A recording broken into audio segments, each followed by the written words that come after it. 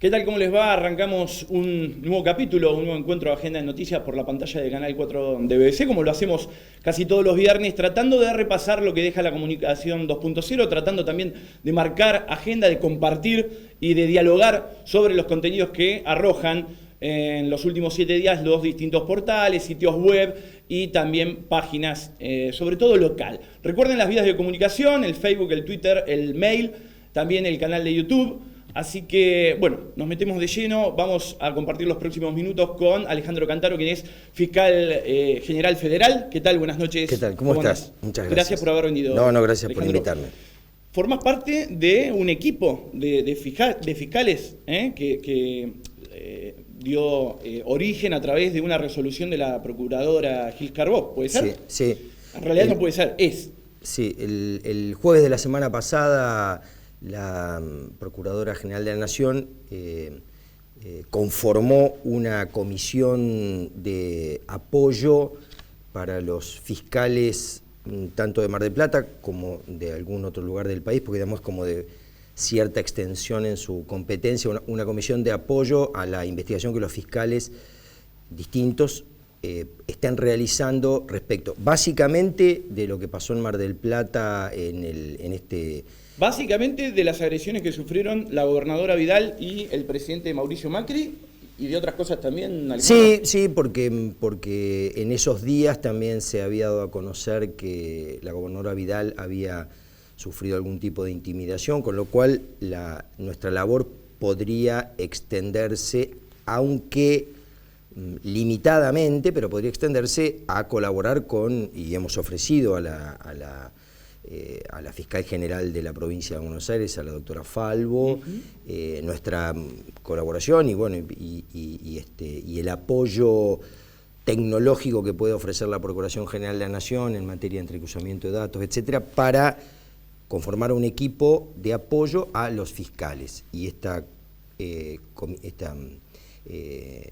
equipo está formado por la fiscal Mónica Cuñarro, que es una fiscal de la capital federal, de tribunales orales de la capital federal, y el doctor Marcelo Molina, que es el fiscal coordinador de distrito de La Plata y fiscal general ante el tribunal oral. Así que los tres nos reunimos. ¿Ya se han reunido una o dos veces? Dos veces. Dos veces. Dos veces. Bien. ¿Qué es lo que están encontrando hasta el momento?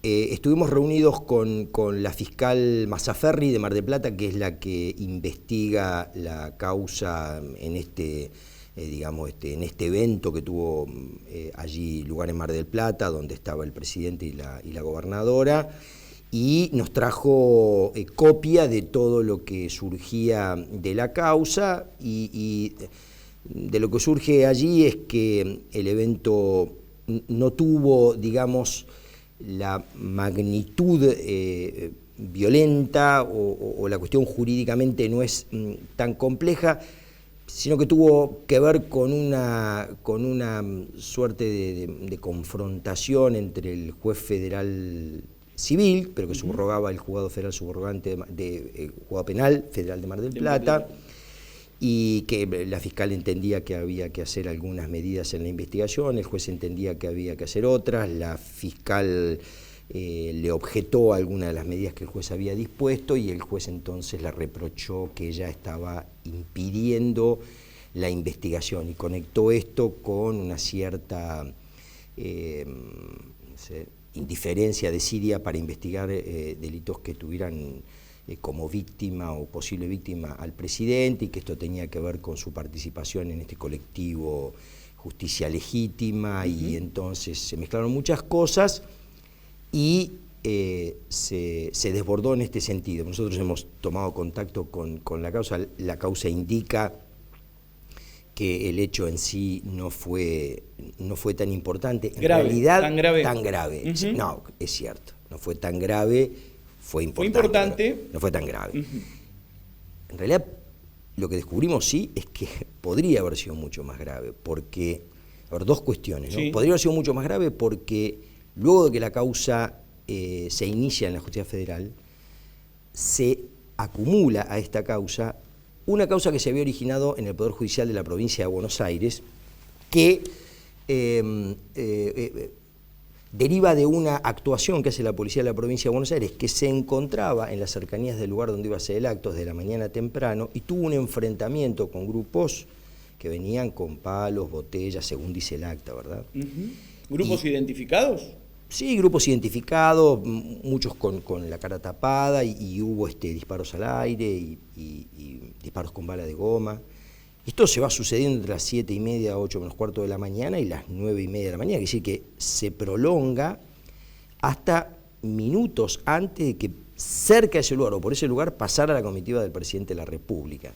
Quiero decir entonces, bueno, este hecho lo conocemos después que se había... concatenados, digamos, los hechos en este sentido. Sí, claro, están concatenados. Entonces, lo que sí descubrimos es que, bueno, no sabemos si estos eventos fueron comunicados por la policía de la provincia de Buenos Aires a la Guardia Presidencial y a la Policía Federal que estaba a cargo de esto. De hecho, la causa que origina la intervención de la Justicia Federal comienza a las 7 de la tarde del día donde se hace un relato de lo que había pasado, porque estaban abocados a acompañar al presidente hasta el helipuerto para su retiro, ¿verdad? Lo que surge de esto claramente es que en momentos en que la actividad política está ensamblada fuertemente con una cuestión social que está generando, se ve cierta presencia de opositores cierto grado de conflictividad. Sí, yo creo que hay un grado de conflictividad. Digamos, y entonces en este grado de conflictividad, quienes están a cargo digamos, las fuerzas de seguridad que están a cargo de los operativos de custodia, de resguardo, digamos, lo que resulta claro es que debería haber una coordinación y un...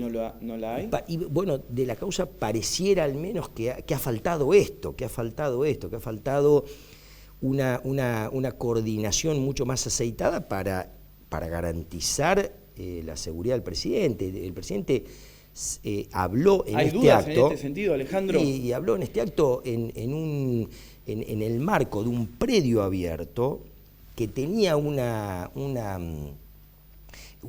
valla que era fácilmente vencible, digamos, si la cosa se desmadra. Claro, si uno imagina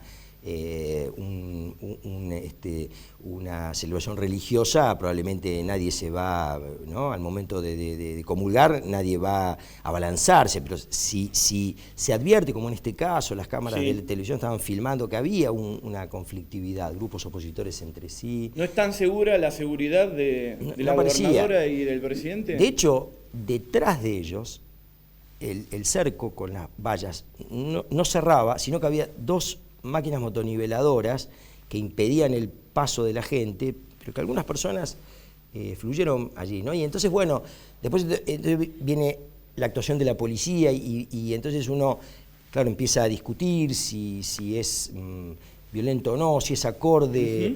Digo, esto pareciera, tratando de ser el presidente y la gobernadora, que en un caso como este al menos, pareciera que pudiera haberse evitado, con una seguridad mejor armada. Y esto, bueno, nosotros vamos a trabajar sobre esto. A ver, te iba a decir cuál era la próxima reunión. Nosotros ¿Qué periodicidad tienen de encuentros? Una vez por semana, los días martes nos encontramos en la Procuración. Claro. Vamos a recabar estos datos, a ver, hemos sabido que existe un estándar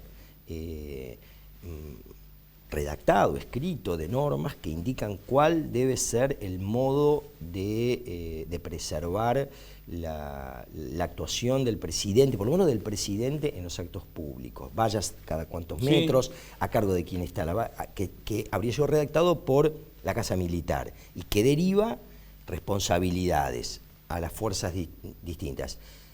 Capaz que uno en la idea, digo, ¿no? Se me ocurre pensar en voz alta, pero que no ha habido actos, digamos, que pongan en riesgo, digamos, como que va relajando y tal vez toda esta normativa que también distancia, por razones de seguridad, al presidente de la gente, tal vez se ha ido relajando y ahora que uno presencia un evento como este, donde finalmente las cámaras captaron a 3 menores que han sido ya interrogados por el juez y con un procedimiento pupilar, fueron entregados a sus padres. Así que el hecho realmente ni siquiera se registraron mayores daños, excepto un rayón en uno de los vehículos. Alejandro, tenemos poco tiempo Sí, y sí. queremos aprovechar, queríamos ir tanteando algunos temas que están en la agenda, que se vienen dando.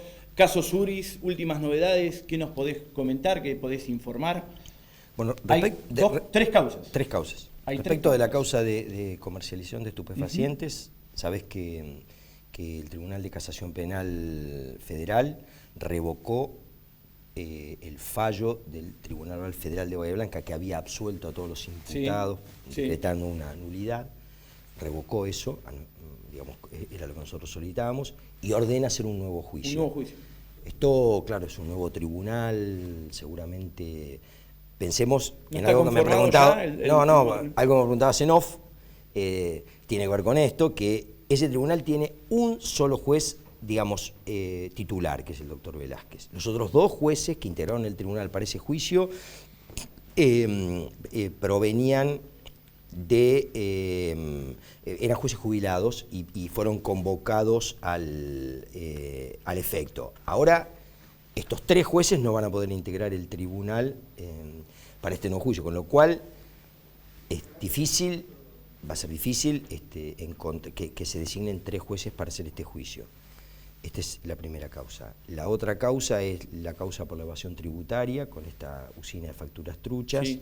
que también fue elevada a juicio y donde ya está ofrecida la prueba para la realización de este juicio. Este también va a ser un juicio extenso porque eran varias empresas fantasmas que generaban las facturas que en definitiva quienes evadían impuestos terminaban utilizando, ¿no? Porque la factura trucha es algo que compra alguien por un servicio inexistente para reducir su ganancia y pagar menos impuestos.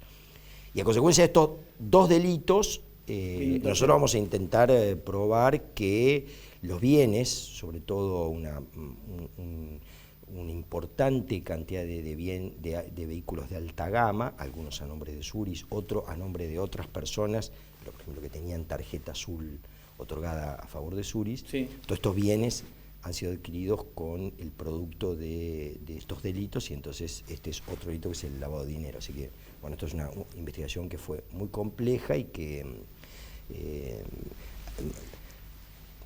no creo, aunque sería lo ideal, que se juzgasen todos los hechos juntos, ¿no? Porque digamos, de alguna manera este crecimiento patrimonial injustificado constituye un delito, pero es una gran prueba de los otros delitos. Pero bueno, seguramente no se van a hacer en forma conjunta. Con respecto al caso de la narcobanda de Villa Floresta, ¿qué tenés para decir? Bueno, nosotros desde el primer momento habíamos sostenido que esta era una causa que debía investigar la Justicia Federal. Se inició en la Fiscalía de Drogas de la provincia de Buenos Aires y luego pasó como una causa de comercialización a la Justicia Federal y se investigó, se llevó a juicio, se probó esto que es claramente una situación que nos demuestra el extenso poder que tiene este delito de la comercialización de estupefacientes, cómo invade todas las esferas. Pensemos que hay un juez federal en Orán, Salta, que va a ser llevado a juicio porque lideraba una banda que facilitaba a través de abogados, digamos, este es un delito para el que uno... ¿Se habla de comercialización de estupefacientes o se está hablando de narcotráfico? El narcotráfico es un modo de denominar la comercialización. El delito es comercialización de estupefacientes. O sea, son narcos. Claro, es narcocriminalidad, porque narcótico es un modo de designar los estupefacientes ilícitos, y bueno, alguna droga ilícita también es un narcótico, pero digamos, narco es el modo general en que uno conoce cuando uno piensa en Escobar, ¿no? Y aunque las calidades sean diferentes, quien comercializa estupefacientes asume un rol de enorme daño para el tejido social. No solamente porque esto afecta de un modo muy extendido a la salud pública, social, sino porque además tiene fuerte incidencia en la violencia en los barrios. Hay narcocriminales que utilizan a niños o personas que pertenecen a colectivos mucho más vulnerables, como los trans, las trans, que también está vinculado con el delito de trata de personas, porque imagínate que tener un niño vendiendo droga y a cambio de eso darle droga para que consuma y a veces darles armas. Esto a nosotros nos preocupa normalmente por el impacto de violencia social en estos sectores vulnerables. Hablaste de salud social, la última y cortita. ¿Cómo influye la falta de fiscales en esa salud social que tenemos hoy en día? Bueno, ¿Es el peor momento en cuanto a la justicia? Y los 2 juzgados federales que tiene Bahía Blanca no tienen juez. La Cámara Federal de Bahía Blanca, que debe estar integrada por 5 miembros, tiene regular, digamos así, un solo de sus jueces. El resto de los jueces son de otros tribunales que vienen a Bahía Blanca. El Tribunal Oral Federal tiene un juez de 3 que tiene que tener. ¿Y de quién depende? ¿Por qué se da esta realidad? Y depende de quien debe seleccionar a los candidatos, que es el Consejo de la Magistratura o la propia Procuración General de la Nación en caso de los fiscales.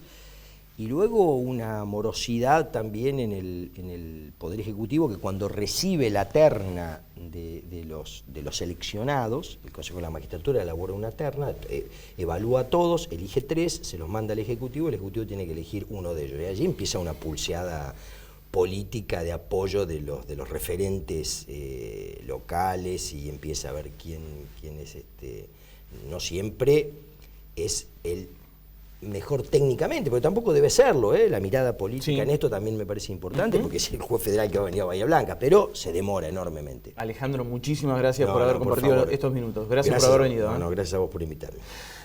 Vamos a la pausa y en el segundo bloque dialogamos con la concejala por Cambiemos, Connie Rivas Bodio.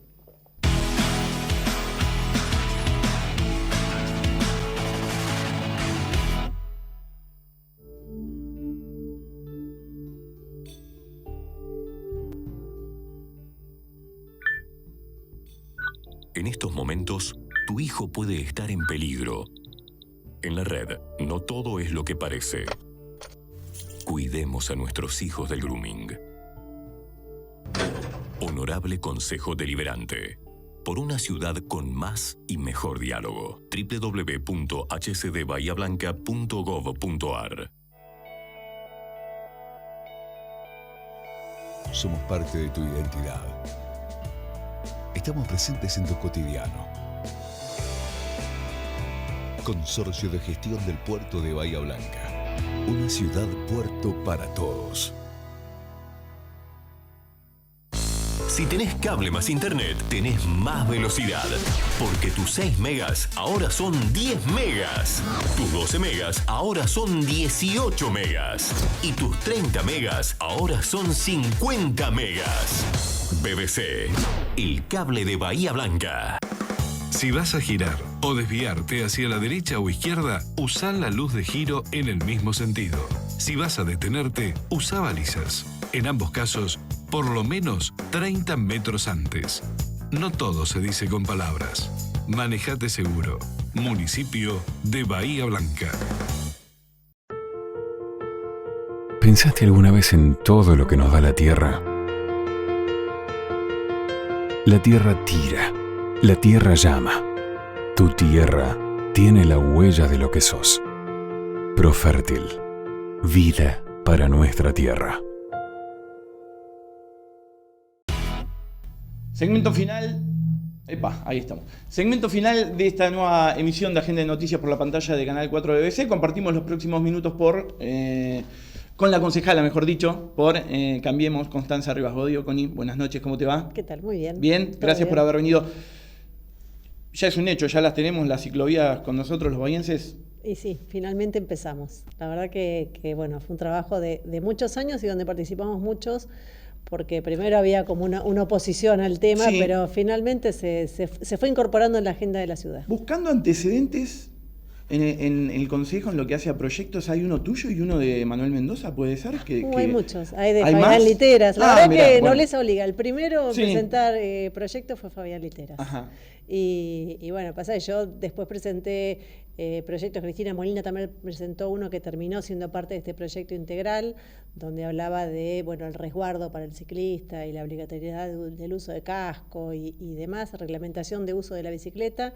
Y finalmente este año, entre el año pasado y este año, se hizo el proyecto integral, donde estaba absolutamente todo lo determinado con la bicicleta, que fue aprobado y ya puesto en ejecución con el intendente, o sea, una decisión política del intendente de arrancar con las bicisendas. ¿Qué es lo que establece a grandes rasgos? ¿Podemos hablar un poquito del proyecto?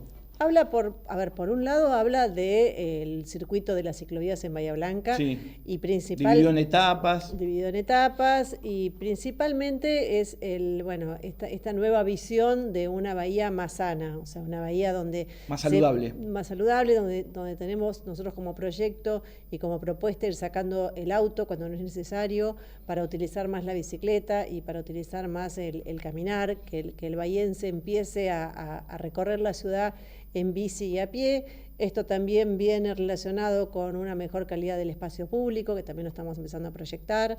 Tiene que ver con acortar las distancias, que si bien las distancias son las mismas, pero cuando uno tiene un recorrido por un lugar donde tiene sombra, donde tiene arbolado, donde tiene bienestar, es más fácil caminar 10 cuadras que en un lugar desolado. Uh-huh. Entonces, Y andarlas en bicicleta. En esta primera etapa se pensó en los estudiantes, UTN, UNS, ¿puede ser? Sí, en esta primera etapa, en esta primera etapa se fue, en realidad es un estudio que hicieron las universidades, donde se determinó que los mayores usuarios de bicicletas naturales eran los estudiantes. Esto es muy claro, o sea, en la UNS de Avenida Alén hay un bicicletero que creo que tiene capacidad para 600 bicicletas y está siempre colapsado, con lo cual hay más de 600 chicos que se mueven en bicicleta. Lo mismo que en la UTN, que en las dos UTNs. Uh-huh. Entonces, ya ahí teníamos un cliente cautivo para el uso de las ciclovías, pero aparte alguien que debíamos proteger. Entonces dijimos, si estos chicos llegan a las universidades en bicicleta, el primer sendero para bicicleta seguro que tenemos que hacer es poder ir de las universidades al centro y del centro a las universidades. ¿Por qué aclaro esto? Porque mucha gente nos dice, ¿por qué lo hacen de la Universidad del Sur de Paligüe a la UTN de Montevideo si ningún alumno que va a la UTN va a ir a la Universidad del Sur? No es que los hacemos la comunicación entre las universidades, hacemos la comunicación de las dos universidades con el centro, porque las dos desembocan en la plaza. Uh-huh. Fue la primera parte del primer anillo, de la primera parte de la propuesta. El proyecto es muy ambicioso y es que Bahía Blanca tenga conexión de todos los barrios a través de la bicicleta. Vamos a ver cómo conectamos los temas, ¿no? En la sesión que se aprobó el proyecto de las ciclovías, también se aprobó un proyecto, creo que era de resolución, manifestando el repudio a las agresiones que habían sufrido Vidal y Macri. Vos corregime. Sí, creo que no fue la misma sesión. ¿No fue la misma sesión? No, me parece que sí. Bueno, el proyecto está aprobado. Sí. Estuvimos hablando con Alejandro Cantano en el primer bloque. ¿Qué opinión tenés? Te vimos a través de los Twitter, a través del Facebook, manifestarte en relación a la seguridad, tanto de la gobernadora como del presidente de la Nación. Sí, en realidad ¿Es segura la seguridad? En realidad, a ver, hoy en día. Por un lado está la seguridad y por otro lado está, creo que la bandera que le debemos levantar todos acá, sí, todos los espacios políticos y todos los que hacemos política y defendemos la democracia, es la no agresión. O sea, existe un sistema democrático para elegir a los representantes y existen todas las cámaras y existen todas las expresiones también a través de los medios para que todos se puedan expresar.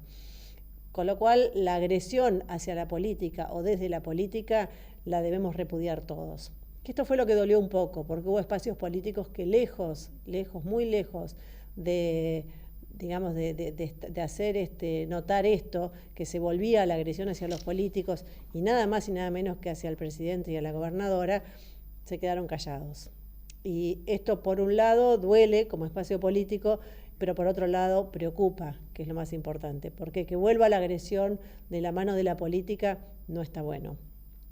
Eso por un lado. Por otro lado, si tienen seguridad el presidente y la gobernadora, tienen la seguridad que que les ha dado el Estado y lo que nosotros no queremos, y ahora hablo ya como Sí. nuestro espacio político, Sí.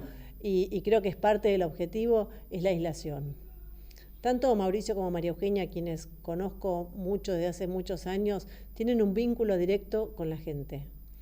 Y esto no lo queremos perder. Ujú. Y sé que no lo van a perder, porque ninguno de los dos, porque más allá, aunque pongan en riesgo su vida, porque la verdad que ellos tienen esta forma de ser y tenemos esta forma de comunicarnos con la gente.